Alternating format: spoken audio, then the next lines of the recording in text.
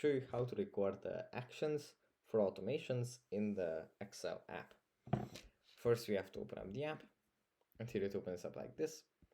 From here, from the home menu, we just go into the top row, click on Automate, and then we click on Record Actions. And if we start editing this workbook,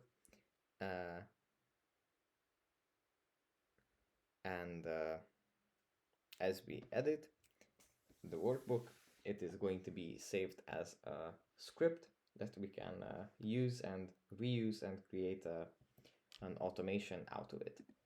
So if we can't really write a script, can't really manage with writing a script, we can just record ourselves doing some changes to the database, and then use that as a script for other similar actions.